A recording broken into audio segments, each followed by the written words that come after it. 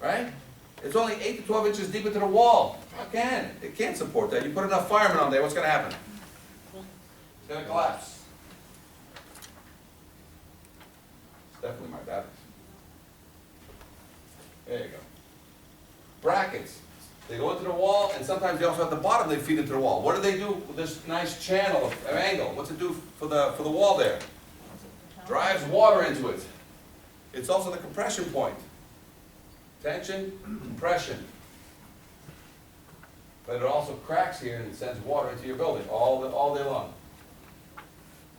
Got it? All these must be addressed.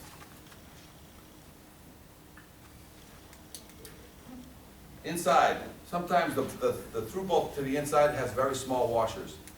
What do they do to bricks? The load is not spread enough. It's got to spread, otherwise it compresses and destroys bricks on the inside when it's not correct. See, it'll squish in and destroy. By the way, in case you guys are looking to grow any medicinal herbs and spices, you can do that on the bottom of fire escapes. Okay, so rust will keep on growing. That's 1 inch of rust on a library a public library in the city of Boston.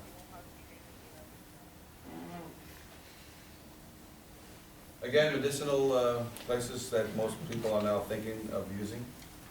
You need to, if you have a medical marijuana card, you can grow on the fire escapes. There's plenty of water and air there. The other thing is when you have a fire escape is that you have a leg to the ground. So the building is acting like a leg. There is a leg. Guess what it doesn't need? It doesn't need any through bolts. It doesn't need anything because it basically has 2 legs. The building is a leg and the leg is a leg. So like this, it's tied in here. You don't have to have through bolts and all kinds of stuff. And it has a leg. So it just needs attachments, right? Sometimes you get smashed. What happens? What are you destroying? Did you destroy the inside or just the veneer? Guess what they fixed? They only fixed the veneer. Wood structures. All wood structures must have a through bolt. Okay? It's very simple what a wood structure. If you get there and you see nothing but lax screws, extra lax screws going this way, what's that mean? Is it probably through bolted? Okay? So let me explain when you're through bolting into a wood structure. I got my window. I got a king jack on this side. I got a king jack on that side. And my next board is right here, 16. Got it? So in between, when I come and put it on a new installation, down there, I basically, on a 2x4 construction, I get 2x10 blocking. And I infill double or triple down there, depending on how thick the wall is.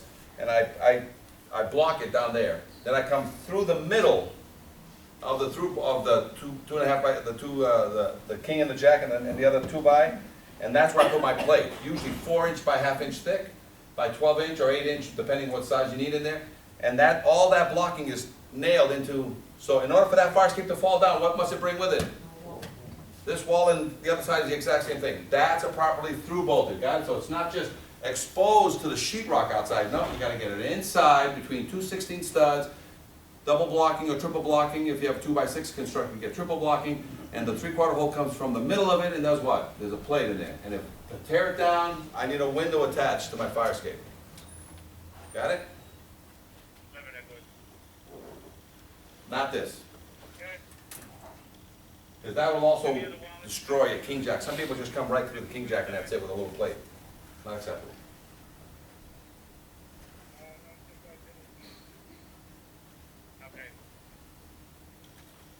Your nemesis, ready? Cantilevers. Let me tell you how they work. Single action requiring no special knowledge. I'll give you a scenario. See this release arm? That's called a release arm. You know what you can't do with a fire escape cantilever if it has a release arm? You can't pull it down because it's locked up there. So you can't break into the building. So it's an anti-theft device. But when I release it, meaning it's blocking my way, making it single action, no special knowledge required, and I run into it or run through it, what do? I rotate it out of the way, right? When I rotate it out of the way over here, it rotates down here because it has a little bit of a leg there holding the thing. When it rotates away, what happens to the cantilever? It comes down 2 to 3 feet per second, hits the ground, and stays down. Got it? Let me tell you what happens when you don't have a release arm. What happens is this weight box gets filled, the thing starts looking into the sky, and what do you write to me? A violation, because the thing is heading in the wrong direction. Common sense tells me it's not working.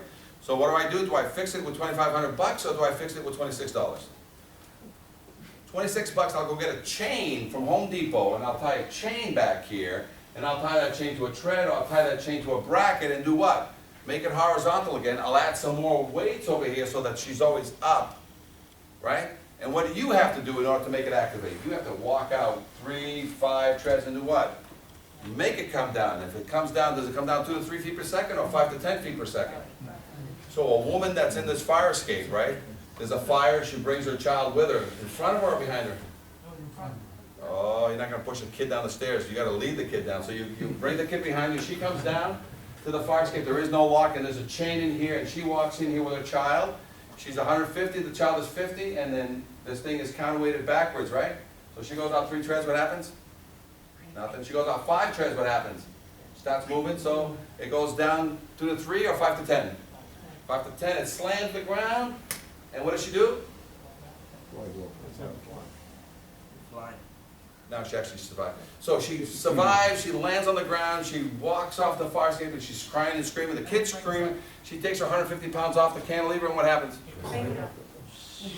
All of a sudden now she's got a kid up 12 feet in the air, because that's what these things have to be. She's got a 50-pound kid in the air, and she tells the kid to do what? Jump.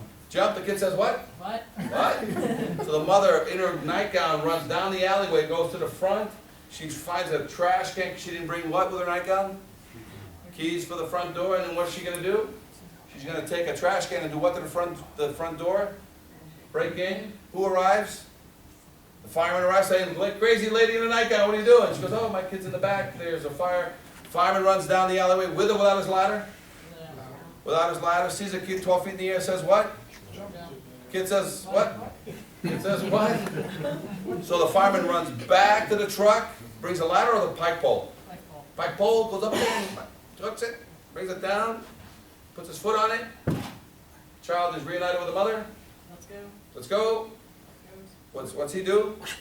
Does he stay there or does he let it go? No, he stays there because now everybody's arriving and all these men need to get on the fire escape and people are still coming out, and what's he doing? You've just lost a guy to become a fire escape footholder. He's got to, because as people are going out, if he lets go, this thing's just going to have it's a whole new mess. Right? So now how does it work? It works that she's supposed to come here. She hits that lever.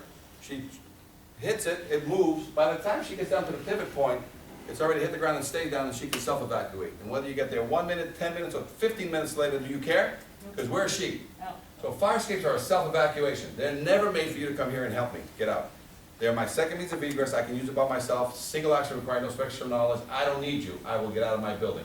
That way, when you guys arrive and it has a white tag, what are you guys going to do? Fight the fire. Got it? So that's how cantilevers work.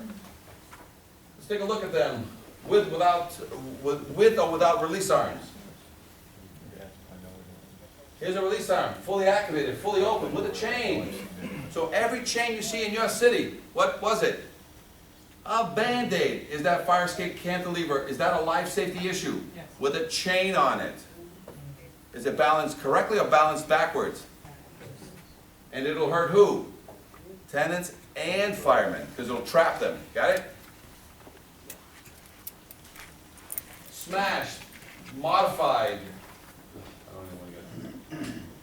Trash trucks, garbage trucks. What do they do to things that are hanging too low? Got it? This is actually Chicago. They always have a single weight. It's a cantilever. Got smashed by a truck.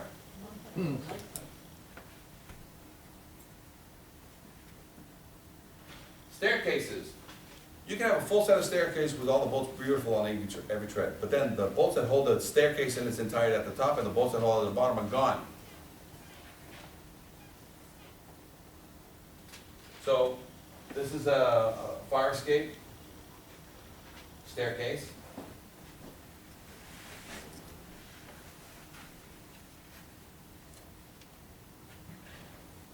Batteries.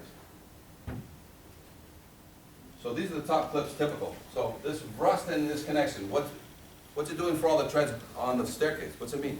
So you can either drop through a tread or drop with an entire staircase, because the top clips And a lot of them, if they don't have that protective clip, you know, the hook on, and they just cut like this one, if this staircase goes, the whole thing goes. This is in Chicago. This is me with a zoom lens taking a picture of the 10th story of that building, the 24-story fire escape system. And this is 10 stories up. I took a shot of the staircase that gets everybody out of the building. Got it? Look at all the rust that can happen on all these staircases. Okay, staircases, when they start falling by themselves, they've been ignored for almost 50 years. Okay, trucks backing up into the fire escapes all the time. Your railing systems, that's how they tie in. Rust grows when you make a sandwich of any kind. They rust, that's a great place. That's why you gotta clean it and then silicone shut it. Rust will eat the bottom of a grating and the bottom of a tread because it accumulates leaves and pigeon poo. Treads and gratings, a lot of treads have these spacers in them. You guys have a lot of fire escapes that have the flats. And between the two flats, what grows in there? Rust. So these spacers start giving out, your flat spacers start giving out.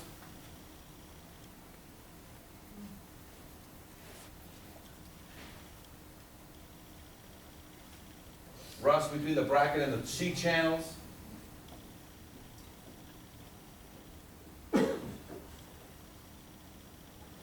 spacers are gone, so when you step on this last piece of the tread, what happens? As you're going down and you're relying, your heel is relying on resistance as you're sort of rolling out at the end of a tread. And if that flat gives way, what happens to you?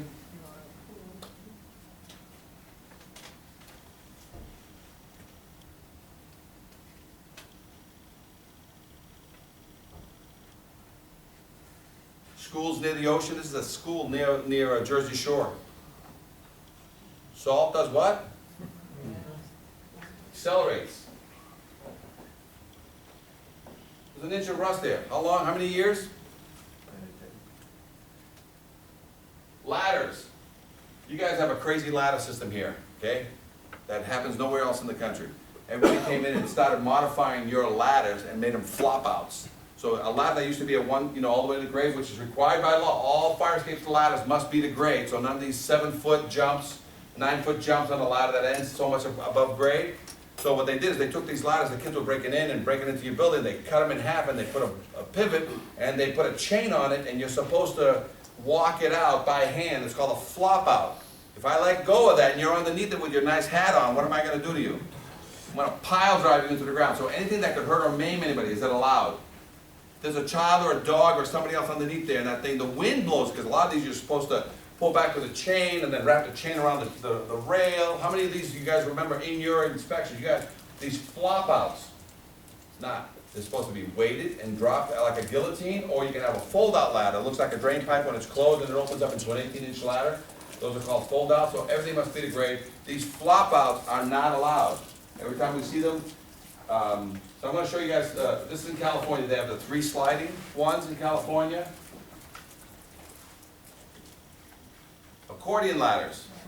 These things drop anywhere from 18 to 24 inches.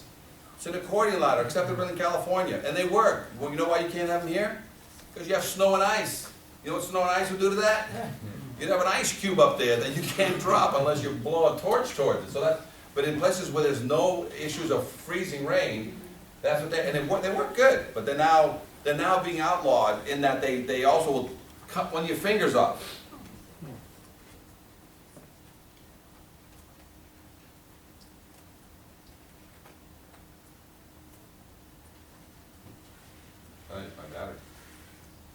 Okay, ladders, they can't end from the ground like this anymore. I don't care if it's 4 feet or 14 feet. They must be complete to grade. Got it? And you can either have the rest of it with a weight, or you can have it with a fold out, or you can have it permanent stair, permanent ladder to the ground, if the area is safe. So this is what weights look like in your area. This is the goosenecks over. These got to be done because, you know, a fireman lost his life in Chicago because of this gooseneck. So fire escape inspections must be complete all the way to the roof. These are your flop outs. You guys see these all the time. They cut it and they put a pivot point there. And what do you do with all that chain? And we actually did some work over there at the Ramada. And 2 of the fire escapes had these flop outs that we converted to fold out. And guess what we did? We documented, before we got rid of the ladder, we documented. We put barrels and stuff underneath, and we videotaped an actual, we just let it do its natural thing, and it basically smashed barrels, and a lot of times when there's nothing there and it hits the cement ground, it actually will warp the ladder. That's how much force is on that. So they flipped it over to fold-out ladders. See, this is what it looks like extended, meaning, how do you get it to extend without hurting anybody? So it's not single action requiring no special knowledge. It's very dangerous. Got it? Would you write a violation if you walk by a building and see this? So they're going to fix it with $2,500 or $26? Got it? Chain, Home Depot, pull it up, tie it where? Where do you tie it? Here, there, where do you tie it? To the bar? Where? It doesn't matter, they always tie it somewhere. It was never meant to do that. Let's take a look at a,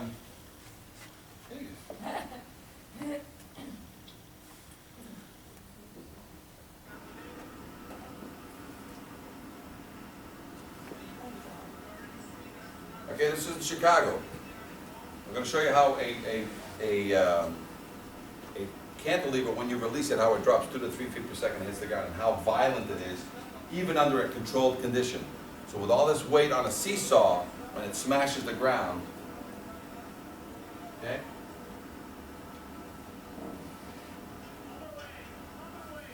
So now I'm getting instructions on how to do it. So is that single action requiring no special knowledge? So they're supposed to be in your way, so that it's natural just to go in one direction. He's doing this in the daytime. Right? And look, ready? Here it comes.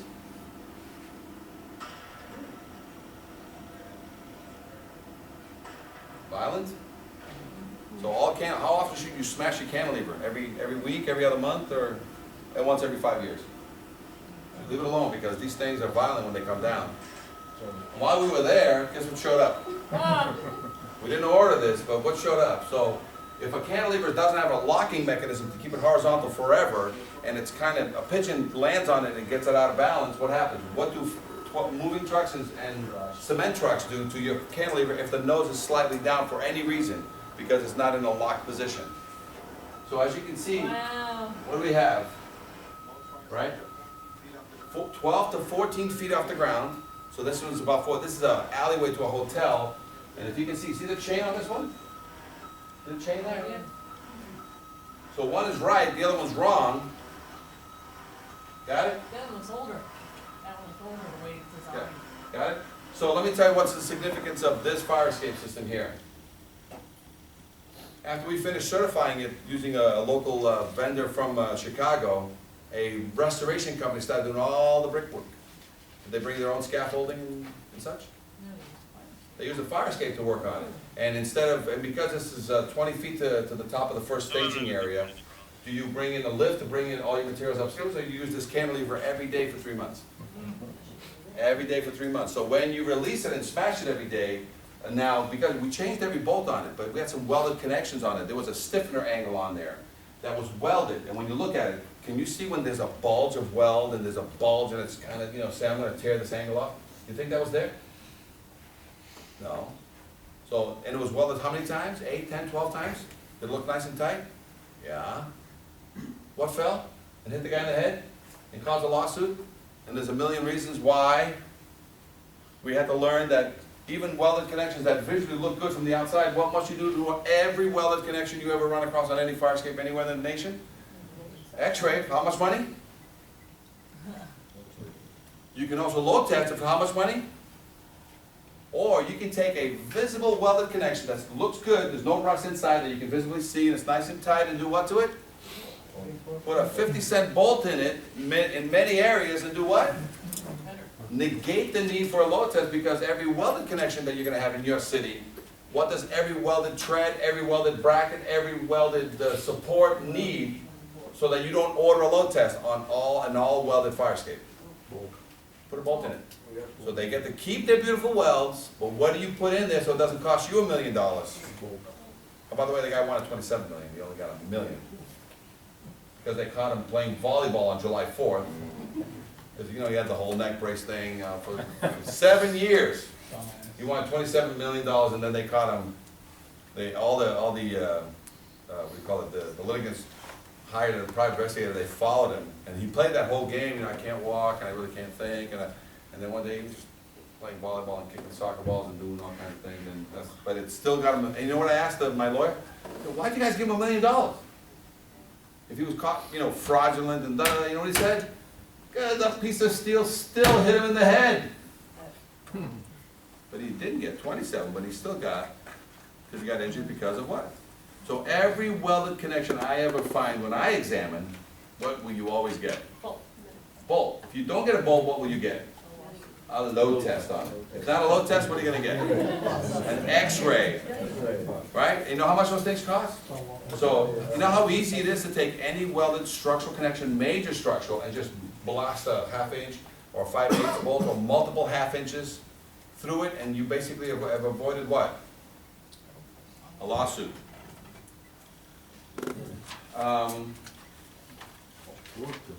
Let's talk about what you guys are going to be doing. Change the laws, make it a 5-year plan, start with the downtown. You know where you guys are going to do this? If you want this to be one of the model cities, where you meet with the building department, with the housing department, with the health department, and start the 5-year process. And again, they're just going to bring you leads, but what are you going to do, and where are you going to start? Downtown, why? That's where all the money is, right? And you start slowly, one building at a time. This is me teaching Washington, D.C. You know how many fire escape violations they wrote? Really? Got it? So this is me teaching a housing authority and doing downtown walkarounds. Why?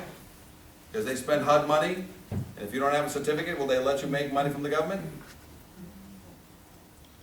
So the housing, you remember your codes? OSHA 1910.37 says what? What must you always have?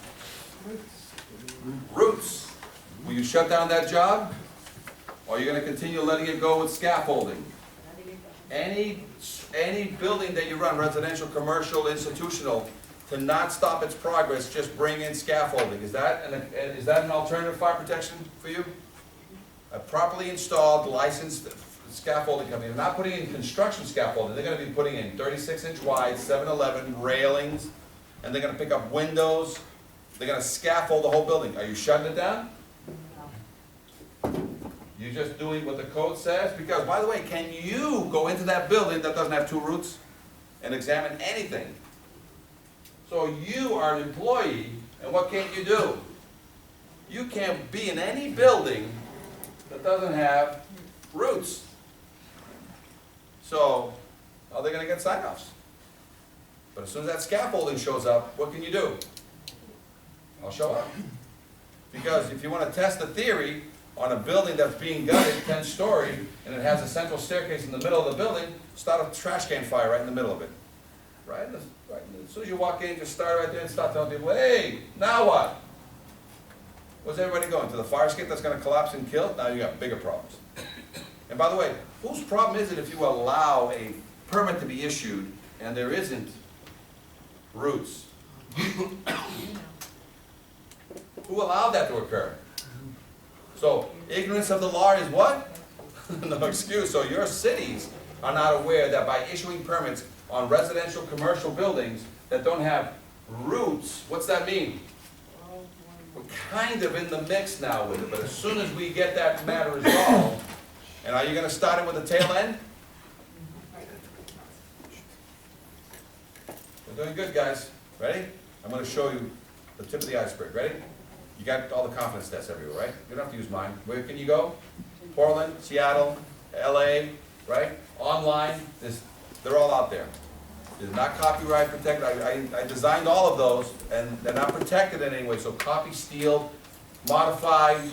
As long as you create something that says 100% of all the connections are free, yes or no. Not an opinion, yes or no, 100% of all the connections, the major structures are free of internal rust, and did you verify the connections into the wall? How? You answer that question for me, I will not order a load test and I will accept your certification. Don't give me an opinion affidavit. Answer question, yes or no? Create departmental procedures and guidelines. We'll do that for you for free, or we'll send you the information and you do it yourself. This is the letter from Boston, right? So that's my information, knowledge, and belief. That's an opinion affidavit. You want those? Right? By the way, let's get into this. They send you one anyway. So when an engineer sends you an opinion affidavit, what do you return to him in a reply letter? The other form. You say, thank you very much, great job. Fill out this form so I can complete the file. So are you still accepting opinion affidavits? Why? Because that's just the beginning, right? What do you return it with? Can fax, email back to him and say what? Can you please fill out this industry standard document? And if he tells you, well, this is not a state document, it's not an approved document, what can you say? Then answer all the questions on the document and put it on your letterhead with yes or no. Got it? So are you still accepting opinion affidavits from everybody? Are you stopping the money train in any way? Gotta call the mayor. Next. So here's the confidence test directly. You can pull this right off of Seattle. You can put your logo there, you can put your address there, and you already have a confidence test somewhere in there. Take out their code, put your code. You have an industry standard document that's already in use by another agency. So if the mayor says, what'd you pluck this out of? You can say, it's online, man. You can get these, they're all over, they're everywhere. Here's the Lowell letter. It's a tax letter. Hey, you know, you pay taxes, thank you very much. By the way, we are now stepping up our 1001.3 maintenance of exterior stairs and parking. Here's the code, please, 30 days from now. So can the Treasury help you? Because they mail out all the time, right? So you don't have to have your own mailing program. Can you just, and it sends it to everybody. Everybody got this letter, even if you didn't have fire escapes, which basically covered what? Covered everybody. It wasn't like, hey, who specifically should we send it to? You just, he sent this letter in with them, basically say, well, if you don't have one, don't worry about this letter. Doesn't apply to you. My neighbor's a tax lady. Huh? My next door neighbor's a tax lady. There you go, pretty good. This is the, if you go online, and again, Farscape Issues Oregon, just type in Farscape Issues Oregon, and this whole thing is sitting there free. Go on to Oregon Prevention, and they have clicks that you can download the Word and the PDF version of it, so you can modify it to your taste. This is their checklist. Did you say the LA version was better? They're all, just go get everything. And I think the best one is, the one that did the model was Portland, and they changed their state code because it was part of that 3-year cycle. And so they incorporated this into their cycle sort of as an addendum to say, we'd like this also. So, but between all of them, everybody is sort of doing enough to move it forward, but some of them have some cracks and holes, and we're trying to close up loopholes. Again, what a tag looks like, going down an alleyway. This is what we're trying to, so put the poster up on your window when somebody's screaming at you that, you know, why you just generating new money and you guys have nothing better to do than bother me and I can barely afford my mortgage and I'm gonna foreclose and blah, blah. Say, okay. You remember that I did the case on in Philadelphia? Farscape engineers inspect the summary video. You remember that? Witnesses say it sounded like an incredible explosion when the fire Right? escape. So that 3 down, 1 died, lawsuit 2 weeks later. This is our test, this is our actual code in Boston, it says, right? All exterior bridges, have I mentioned fire escapes yet? Steel wooden stairs, have I mentioned fire escapes yet? Fire escapes and egress balconies. Egress balconies, is that a fire escape? Or is that an area of refuge? So, this is what, and then again, by certified structural, for structural adequacy every 5 years by a professional or others qualified and acceptable. Got it? So the code is always still there. Even the International Fire Code for 2012, it copied pretty much this statement. And then the NFPA says it the best, the authority having jurisdiction shall accept by load tests or other evidence of strength. Are we forcing load tests on people? No. Can you force a load test on people? Yes. So you get bullied around. Guys, ready? What is a fire escape? What is an exterior steel or wooden stair? What are these? One or both? One or both? One or both? Got it? Are these external steel or wooden stairs? Right? Are these external steel or wooden stairs, bridges, balconies? Got it? Do these by code have to be inspected if they're exposed to the weather? Are we going to go after these today? What are you going to practice on? Fire escapes. Then later on, 5 years from now or so, what are we going to play with? All exterior steel or wooden stairs. How many of your motels have these, you know, external? A lot of your motels have these. All these need to be examined, guys. When? Now? Balconies and waiting balconies. Rear porches. Rear porches with staircases in them. What are they?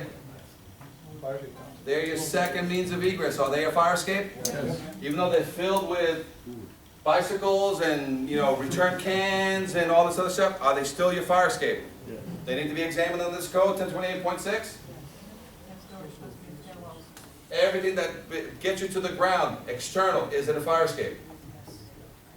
So all wood or steel exterior stairs now, that is your second route, doesn't need to be examined.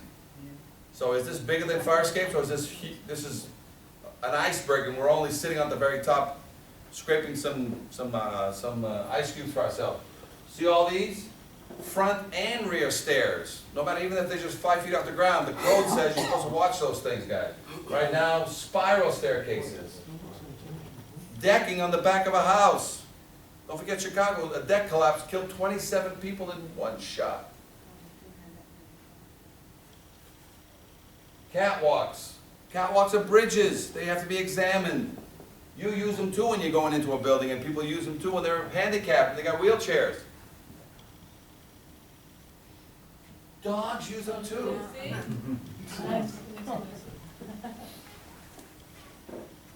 You don't want to save yourself, save the dog. Industry, refineries, farm equipment, billboards, they all have what? Escape ladders, escape systems, access system, all external steel or wooden stairs. Ladders, must be examined. Because if you have a billboard on fire, how are you going to get there? Right? You have to climb whatever system they give you there to get access to do whatever. So machinery, rooftops, AC equipment, what do they all build on them? They build fire escapes on them. How about these walkways? Those are bridges. They must be examined. Ladders. Some people have, you know, you're going to get ladders that, you know, you have to jump to the ground. Can Granny jump to the ground 7 feet? No. The code requires that all fire escapes must be complete to grade. So anybody who's left it, they're in violation of a building code from 1940. Got it? You got people that will just stick a ladder, Home Depot ladders, that's acceptable. That's a Home Depot ladder, just release it, it drops. It's an aluminum ladder strapped to a window, so they can squeeze in an illegal apartment in the 3rd floor. You don't have any illegal apartments in your cities, do you guys? No. Everybody lives in basements, right? You have all acceptable basements that, you know, with no windows, right? Because the people in the basements don't need a fire escape, right? Guys, we got all kinds of ladders out there, all kinds of craziness out there. Spiral staircases sometimes in the back is the means of egress. Must be examined.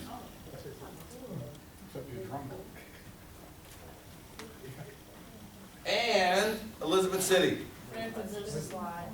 When do they test it? Where is it? Well, we got called in for this building to go look at this Elizabeth. So we have the fire. Arthur I think it's true. Anybody know Elizabeth City? Any of the guys there? I'm dealing with one of the Chinese guys. What's his name? Chu? Is it not Chu? It's but that's him there, basically. So when we showed up there, it's 12 stories. Let me show you how this thing works. It's very innovative. This building was it's an Art Deco building, built in 1901 or 1903. And here's your baby. Ready? We're up there right now. So where we are right here, we're up here. All right. And right there, there's a spiral that does this. The water? And because this building is part of it, at the very bottom, when you're going down this corkscrew, with no lights, by the way, no lights, it's a dark, no potato sack is issued to anybody. You go head first or you go tail first, whichever way you want to go in. But you come down this crazy slide, sausage roller, right? And you know what happens when you hit the very bottom at the first floor? All of a sudden now it stops corkscrewing and it stops and it goes like this and it goes straight shot or at a 45-degree incline. And you go down, you gotta have your feet ready because at the very bottom there's this iron door with this huge paddle. So you have to have your clown feet with it, your clown shoes with it, because you're gonna smash this iron paddle and it swings this huge gate of an iron door with rivets and stuff because, you know, your feet are big. And you smash it and it swings open and everybody just spills out into this little walkway and everybody runs out to the street and saves themselves. You have a video of that going down?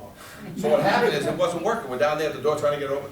So they brought in their rookies and they brought in a rookie and they put him in and they went to the second floor and we let him in one of the doors and he went down and he kicked the door for a long time until they finally opened up. Got a GoPro of that. You want me to that? Approved. Slides was an approved means of egress. Oh, you Then. All the way into some codes into the 1950s. So there's doors. Nobody built them. They built them primarily in the 1900s, then they stopped building them. There's doors on Every level floor has these into two that? little doors, so you have an elevator, one stair, and these two little doors, and you open them up and it's darkness. You're like, oh. Oh my God. And somebody behind you says, go! And they start the water.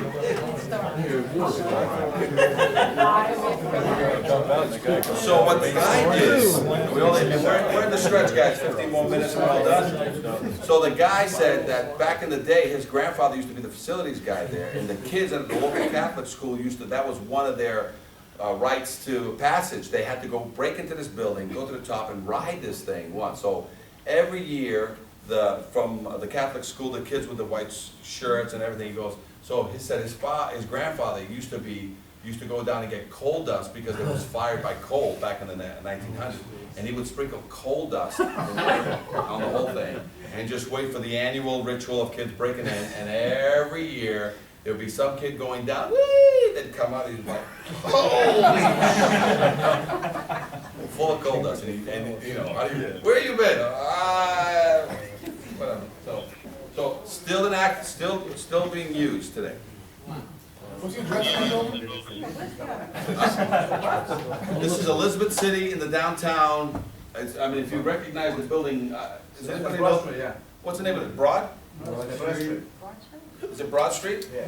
Yeah, so you guys, it's the Disneyland of Firescape, so if you guys want to work. But I think Elizabeth City's trying to make a few dollars off it, and they're charging you for you guys to go through the ride system. But it's, Next to Franklin's.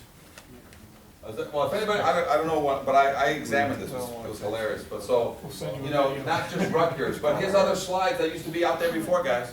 Yeah. This is back in the 20s, Library. 30s. I remember Blackberry.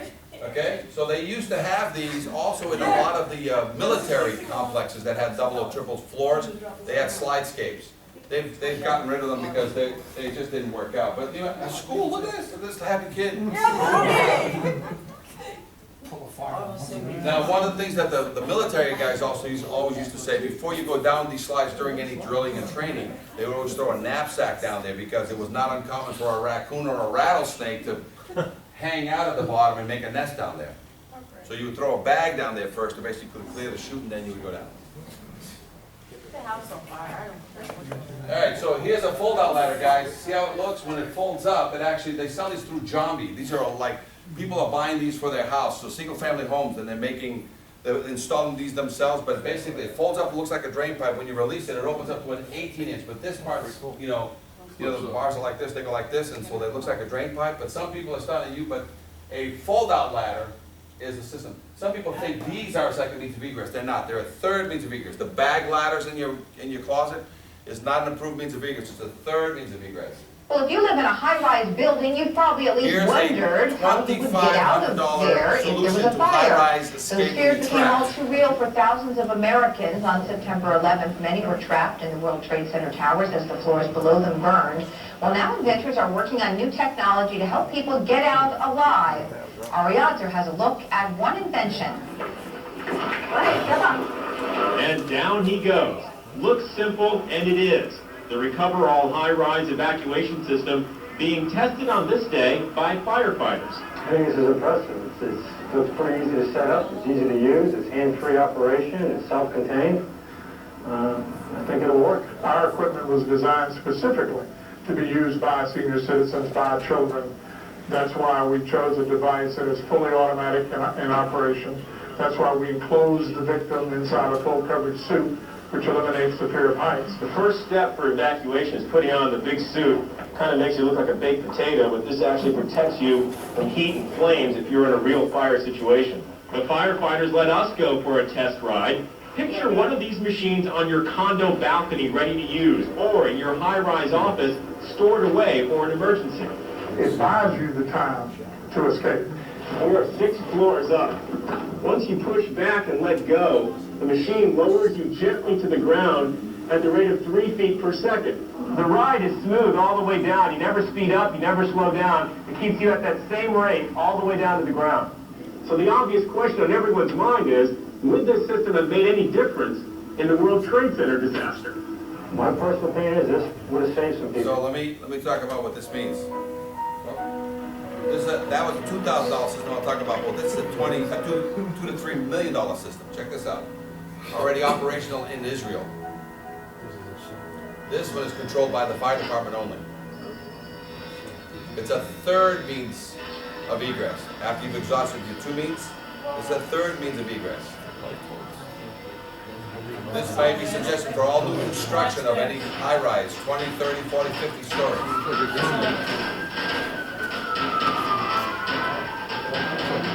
Now this is because people can no longer use the elevator, can no longer use any of the 2 staircases already in the building. There's a 5th floor or something that happened and everybody's trapped and everybody's going to the roofs or going higher, okay? So this is not a means of egress, this is an alternative means of egress because you don't have a helicopter fleet to get everybody off the roof. $2 to $3 million, look how smart this thing is.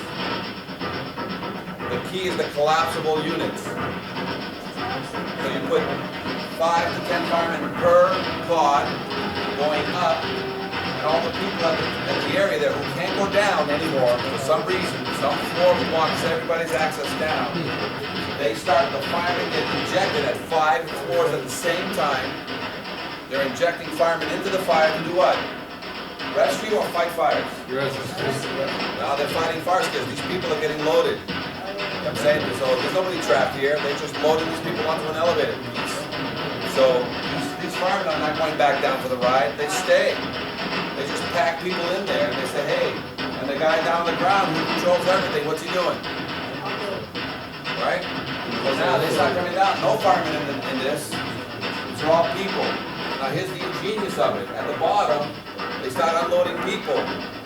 Right? 20, 30 people at a time they can unload in there, right? And then when that pod is done, look what happens. It collapses. They unload the next pod, and the next pod, and the next pod. And what happens is then they reload them with firemen to do what? Who can't go up the elevator or go up the 2 means of egress. What are they putting into the building? Deploying them into the building. Deploying them into the building. So, for example, if you have a 20-story or 200-story coming to your city and they're deploying 60 million or 180 million dollars, you know how much these cost? $2 to $4 million more. So they may have a little less marble on the foyer, and what do they get instead? A second means of egress or a third means of egress? Third means of egress, all automated. And basically, whenever there's a problem, you get to a traditional fire, the sprinklers are going off, alarms are going off, people are using the 2 means of egress, stairs, and not the elevator. Do they need to use this? But when all hell breaks loose and somehow your mid-platform got cut out, do you have a helicopter fleet to bring in everybody? By the way, that first one that I was showing you is, again, $2,000 to $3,000, and if we could, we'd give every fire station one, so you carry it on your truck. And the way that thing works is very simple. It's a bag that every fireman can bring, and they bring it in, and they go up to the top floor because they can't bring people down. Or one helicopter can drop a fireman with that bag on the top floor and do what? He'll assemble it because it compresses between 2 floors, and then he starts putting people down. Not necessarily just on that bag. There's a strap on the other side of it that as you go down, the strap comes up. So all day long, what are they doing on the 11th floor? Because your 7-foot tower truck doesn't get to them. What are they doing? They're evacuating people with the only means, which is, it's not the second means, it's the third means. So those things cost about $2,000 to $4,000 a piece, because you can have various heights. But it's a very simple system, but it has been proven, it has been tested. So both of these have been tested, and they've never built one of these in the US. But that's a 20-story building in Jerusalem, somewhere in Israel. And that guy who invented it right after 9/11. So for some of you that are building 20, 50, 75-story buildings in your city and they're blowing $250 million, guess what you want on it? And some of the retrofits on this, some of the beautiful buildings that are out there that everybody's like, you know, should we get the better sprinkler system, better alarm systems? You say, you know what? Not for nothing, but you guys want to invest $3 million onto one of these systems that a company comes in and installs, and it drops. It's a third means of egress, and in case you're worried, because one of the biggest issues in Boston, while after this happened, in the 50-story Hancock building, you know what the biggest problem was? That everybody who had all the high-rise buildings, the lawyers and all the rich people, you know what they wanted? You know what they wanted their offices to be now? On the ground. And so we had to go through testing to see how we would cut the glass and how we would disinstall. We went through that whole, because they didn't want the penthouse apartments anymore. After what happened, they didn't want to be there. You know what I'm saying? So this is the kind of stuff that you get out there that people, there's many alternatives. So it's just not the old dinosaur fire escape system anymore. There is alternatives that you can bring to a situation where you can't egress people out of the 11th floor, the 20th floor, because these things will go up to 50 floors. The bag one. The other system that they have, it's just cables and it's a system, but it's, you know, $2 to $5 million for that system, but it's part of the building makeup anyway. Got it? So that's the end of the class. I got 4 minutes left.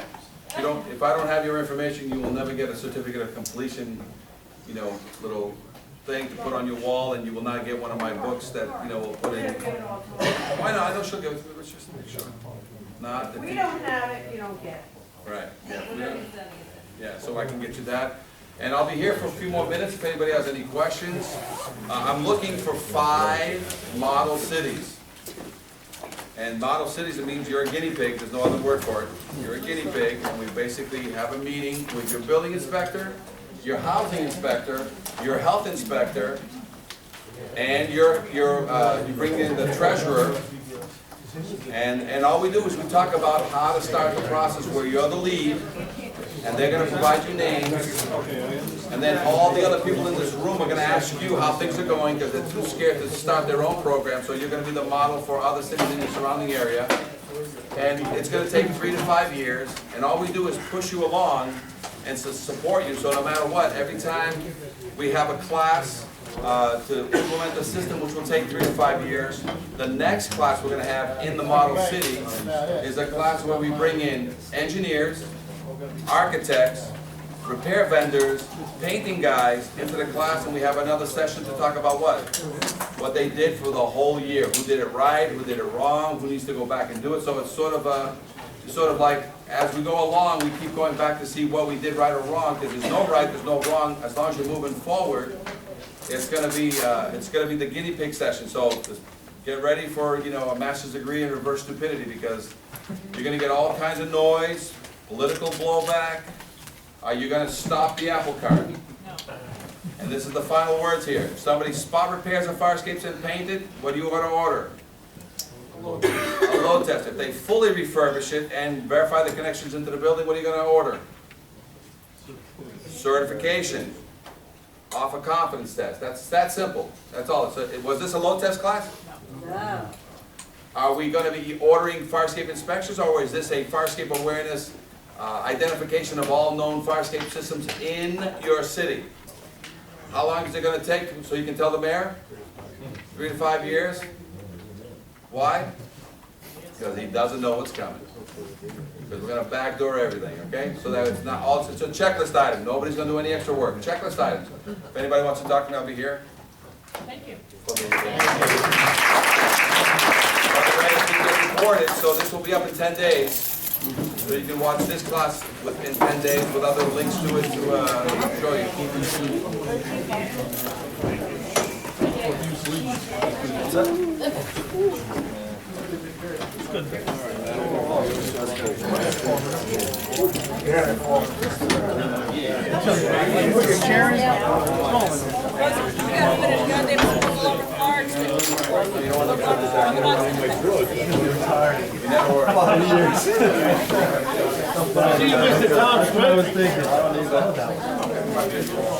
See you, Mr. Tom Smith. See you, Mr. Coleman. Good seeing you. Tom Smith. Mr. Tom Smith, take care. I'll see you on the Facebook I will, pages. all right. I love your stuff. Yeah, well, yeah. I took a whole non-common last name. Farscape inspector, Farscape engineer, Farscape architect, Farscape inspector.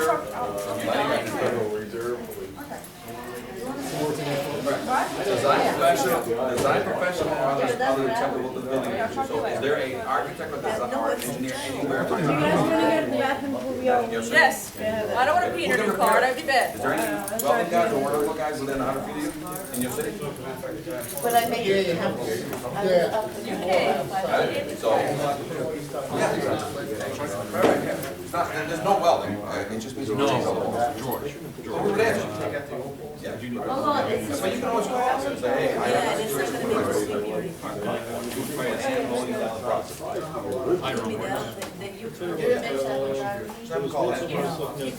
Yeah, onesie, twosies. No, you can't. More than happy to Take speak it. with the guy you're trying to write a violation, and tell him what to do, and he'll take it all, take care of Yeah, all it's not by gonna make you himself. sleepier. And our phone call with him will cost him nothing. How do you get it there on 17?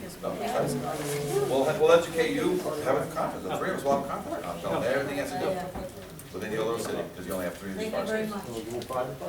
much. Hopefully, we'll see some of the 5, the 5 city guinea pigs. Yeah, we'd like to be one of those. I don't know, man. What's Pennsylvania doing in a New Jersey class? We did PennBach, you know. You run PennBach? Pennsylvania Building Officials Association. No, I drove past him this time, it was gone. Philadelphia, we did PennBach, but yeah, if you have an association, or you yourself own it, love to come back. All right, sounds good. Thank you. Thank you. Bye. Yes, I did. They were all flew around there, but if not, I'll. Oh, okay, good. Thank you very much. Do we Appreciate have it. yours? Yes. Thank you. Hopefully, we'll see some guinea Excellent pigs. job. Yep. Excellent job. Sure, do the state side of things. Right, so we do the inspection of the fire escape and we do have the problem. So. I can do a class. How about if I do a class with the state for you? Yeah, let me. I'm doing a class on the 17th or 21st of this month for Mercer County Fire Prevention. Is that, because we are very close to it. Yeah. This is in Mercer County. Yeah, so let me speak with the guy there that's doing it. Maybe you can, again, you don't have to go to the Mercer County one, but what you can do is send some of your representative, but I would like to do a state one only for you, because I had another state inspector, I don't have his name off the top of my head right now, who found me this way, who wanted to do a state class, because he's handling some stuff in Atlantic City. And he wanted, so, are you interested? Can I call you and can we set up a class for your state inspectors only? Right, I'll check with the licensing unit supervisor, because he arranges this kind of seminar. Perfect. So I'll talk to him. And we have building safety conference next week. Okay. For the New Jersey. So once it is over, then I'll talk to him. Perfect, and what I'll do is I can actually come down regardless and just work with you on whatever you have. Right. So even if just as a small model, so if all of a sudden his class is not till August, I'll come down and work with you directly only on what you have, and you become the guinea pig until the class starts. Right. Yeah, absolutely. Okay. Feel like being a guinea pig? Yeah. Okay, no problem. Thank you so much. I'll work with it, thank Yeah, you. it was very informative. Thank you, and it's gonna be recorded, so it's gonna be online. Okay. Ma'am, do you want to speak to me too? I No, just look at me. live in Sweden. You what? I live in a little, I live in the country, so we don't have that many issues. If you need any help, let us know. We have an old fire inspector that is politically connected. Yes. He does SWAT, Yes. and it's scary. Hey, Dan, you wanna come over here? So, what's yours? Somebody dropped their phone. Learn something? Somebody's gonna be back because he dropped his phone. I think I hear Laura- Ulysses. Laura's gonna have to, So, you know what we need to do, 'cause I need to wrap up here, and then we need to get going. You wanna go shut that down and bring it down? But what we need to do is, the only thing, if we have time, maybe we can go grab lunch here. You guys got to go out of here. What are you guys doing? You got a half hour? What's your name? An hour? Do a quick lunch, but then you gotta go to Nanda, because he's claiming. I spoke with him yesterday. Him. Yesterday he called me. No, yesterday he called me.